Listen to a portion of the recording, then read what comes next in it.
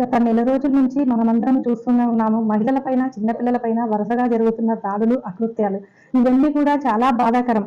ఎందుకంటే మహిళల రక్షణ అన్నది ప్రథమ కర్తవ్యం ఏ ప్రభుత్వానిదైనా కూడా. 2019 నుంచి 2024 వరకు వైఎస్ఆర్ గవర్నమెంట్ ఉన్నప్పుడు మహిళా సాధికారత కోసం, మహిళల రక్షణ కోసం ఏ విధమైన చర్యలు తీసుకున్నారో మనకందరికీ తెలుసు. ఆ టైంలో క్రైమ్ రేటు, మహిళలపైన జరుగుతున్న అవాంఛనీయ ఘటనలన్నీ చాలా వరకు తగ్గిపోయాయి.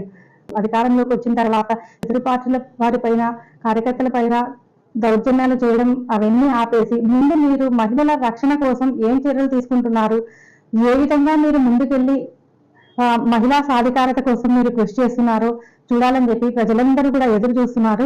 ఇది మీ బాధ్యత కాబట్టి ముందుగా మీరు మహిళలను, చిన్నపిల్లలను దారుణాలు జరగకుండా, వాళ్ళపైన దాడులు జరగకుండా చూడండి. అంతేగాని ప్రతీకారాలు ఈ టైంలో కరెక్ట్ కాదు.